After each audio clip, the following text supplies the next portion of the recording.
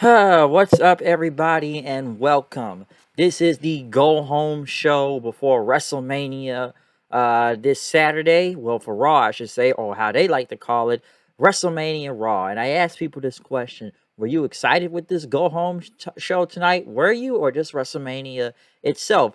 Are you excited for this pay per view this Saturday? Like, really think about that for a second, because it looks like people would rather talk more about, Will Smith versus Chris Rock right now, since people believe that's a work, but that's a story for another time. Okay, whether that's a work or not. But what do we have in this final stop for Raw going before Saturday? Because they were in Pittsburgh tonight, and we kick it off with Brock Lesnar. Brock came out there basically cutting a promo. I wouldn't say the best promo out there, but he talked about Paul Heyman, you can finally do this. Trying to say, welcome to Monday Night Raw. And, he's always had, Heyman talk for him. He can do this on his own now.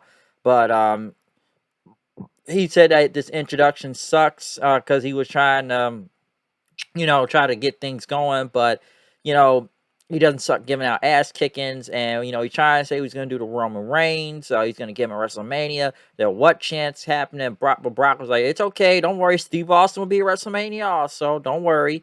But, he talked about how it's going to be like a carnival ride, and now, Suplex City is going to happen, and that there's going to be a wedding between the titles, and he will get full custody of both the championships, and he will be the unified WWE champion and whatnot.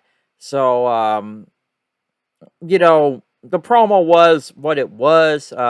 He did the whole reigning, defending thing also, but it was an okay promo. Brock's not the best on the mic, and I don't know what he was confused of what he was saying out there, but I was like, I don't think that kind of went out well all the way. It was okay, but you know, Brock was just having fun out there at the same time, hyping this match up for Saturday. Um, I'm sorry, Sunday. Now, I'm sorry, their match is on Sunday, not Saturday. But as the show went on, they then went to the Miz. Miz came out there bringing out Logan Paul, as he called him, the real latest luchador, Lucha Logan, he called him. Okay.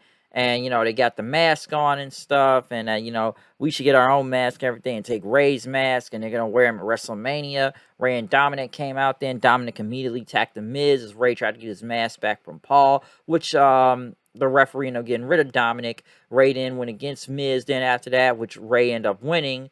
And, they basically about to hit a double 619 on Logan Paul, but he ended up getting up out of there then. Ray ended up pulling his mask back, and then they ended up hitting a double 619 on the Miz after that. So basically got his mask back. But I think the big story kind of is, the double 619, how they're going to get on Logan Paul. Logan Paul escaped tonight, but will he escape Saturday at WrestleMania or Sunday? Whenever day that match is, will he escape at WrestleMania? That's the thing. Veer will be debuting next Monday, right night after WrestleMania. Seth Rollins, I guess this footage was from early today. He showed up at WWE headquarters at about damn near 7 a.m.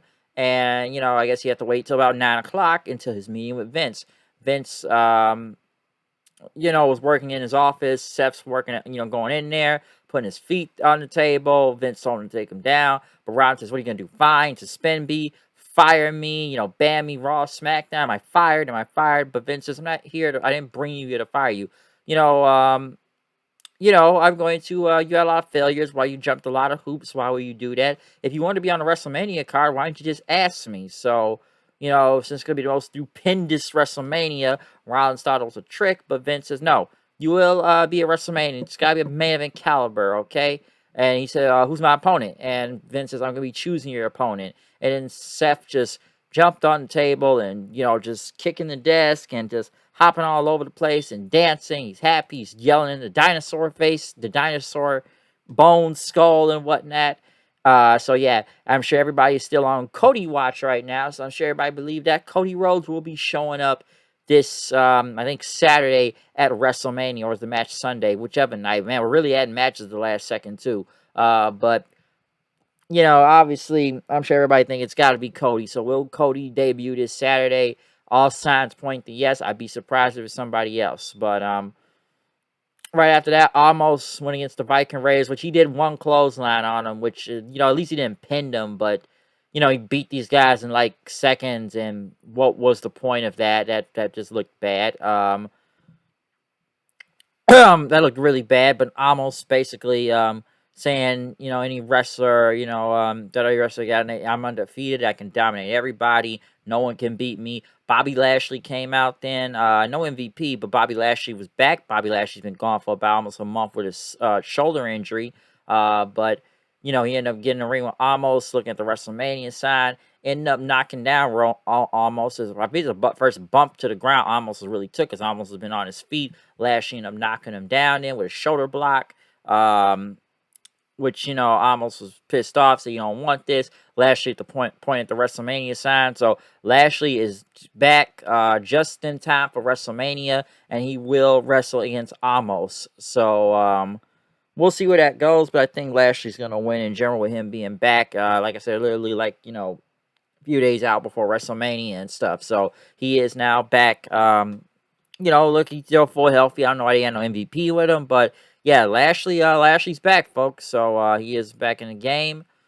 More 24/7 stuff. I guess Reginald proposed to Dana Brooke, and Tamina tried to take out Dana Brooke, and couldn't do it. And so Zhao has his own ring, and then she accepted it and put the ring on her finger, or somehow get on her finger. And then Truth was watching with binoculars, saying, I got an idea. So no more silly 24/7 stuff. So there you go.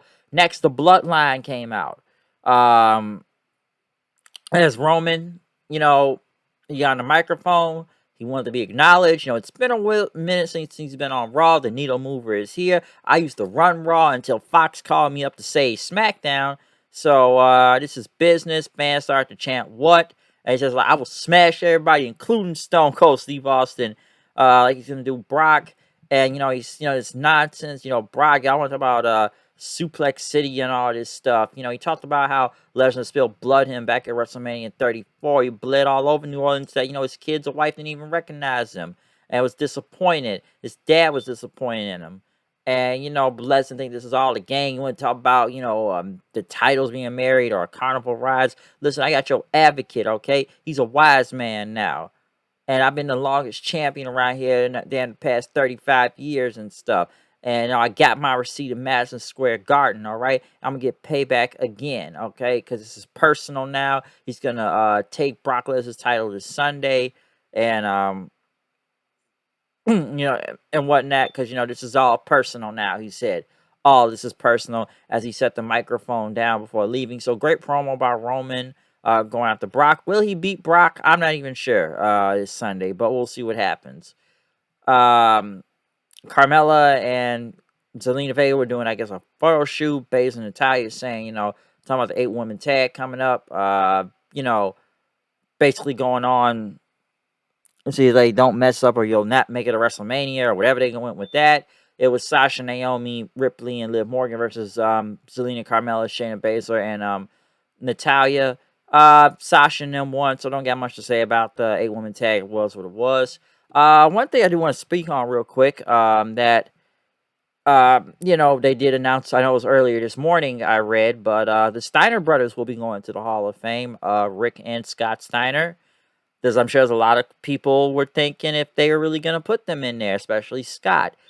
We know Scott's history with the company and how he's buried them for multiple account of years, mostly Vince, Triple H, and Stephanie McMahon and whatnot. But he has buried the company on more times than I can count.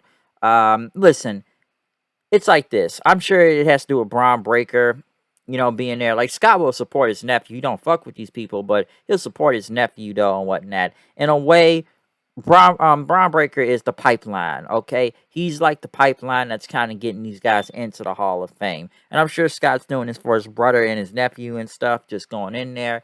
Like I said, most of it is just most on the Steiner Brothers tag team and more of Scott going on his own. Now, it will be crazy, Scott having a live microphone when he does his speech and just goes off on anybody. And, will he go off marrying Triple H? Or they'll probably have to hash it out so they don't have him go out there and do it. But Steiner live microphone, could we see math promo? It's a lot to say when it comes to Scott Steiner. Yes, his WWE run was not good the last time he really was here, and it's many reasons why it was bad. What to do with Triple H, or just him being injured, or several other things. Or you can listen to him; he's buried the whole thing too. But he's had points about the Hall of Fame, like it's not really a real Hall of Fame. Where's the physical part of it to go to visit it, like and stuff. So I guess I think he was probably convinced this time to go in. So you know, mm, you know, yeah, he was probably convinced to go in. So I guess he's just cool and he's just gonna accept it. His brother being there too. So like I said, the Steiner brothers deserve it in general. Okay, like I said, we could go all about Scott Steiner's singles career, but let's remember like him and his brother were a big tag team also. So good for them going to Hall of Fame. They had Stone Cold Steve Austin video package and whatnot. So they had Kevin Owens talk about Stone Cold and what he did last week, dressing up as him. He's been gone for 19 years. He's not Stone Cold anymore. It's just Steve now. He just drinks himself into oblivion. You do your little podcast so everybody can, you can feel good about yourself again. And, you don't want to pick a fight because apparently this is the main event of WrestleMania, this Stone Cold segment. I actually thought the Raw Women's title was, but it looked like Austin and KO are apparently main event in the show since it was brought up several times. And we're gonna have a nice conversation about my career, and it's the KO show, and he really hates beer. It's disgusting, but he would drink one with Austin and stuff. It's a new Stone Cold. He's a master of the stunner because Owens 316 I can stun better than you, and he just throwing all the beers and just all this stuff. Okay, like it's gonna be a big warning or friendly warning. So Owens, I'll give him credit for what all he's done. Like this guy's really done promos on himself. Just a one side thing because Austin's only cut that one promo in the desert, but Owens has been putting all the work in leading into this match. So there you go. Um, Next, Ricochet, the new Intercontinental Champion, which none of the secondary champions can even make it on to the WrestleMania main card, nor the Intercontinental, nor the United States. Let's put him in a battle royale in this weird triple threat match. And let's put Austin Theory out there against Ricochet and have the Intercontinental Champion lose clean and damn near like a minute or two. So I get they gotta make Theory look strong. He has a match WrestleMania. Nakamura is just on this SmackDown WrestleMania, whatever you want to call it. It's still SmackDown, so that tells what they're doing with him. Next, Bianca Belair was out there to dress Becky Lynch, and what happened to her a few weeks ago. She's back now, and Becky tried to use every trick since SummerSlam. You want to try to end my career and stuff. It did not work. I'm still here.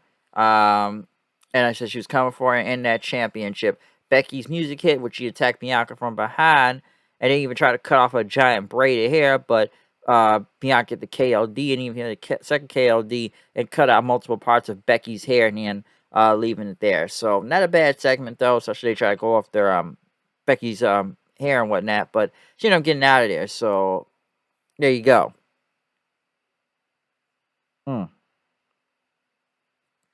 Which I'll think on it. I'm not even sure, but not a bad promo out there segment with Bianca getting upper hand over Becky.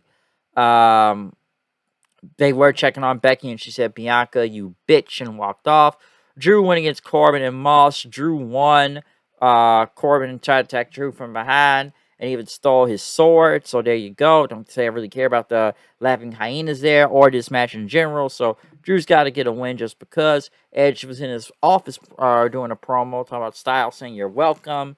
And, it's time to make the grand stage them all. And it'll be Judgment Day for Styles. And, if he succeeds, beat something. But, AJ cut a promo, talking about the concertos and everything. And Edge is trying to get inside his head, but he says he's going to take him out. In the main event, RK Bro versus the Usos. I know Nakamura and Boots came out there. Won a bad tag match, but it was in a bit of no contest. Street Profits come out and attack, and there was more drugs and, just a lot of stuff.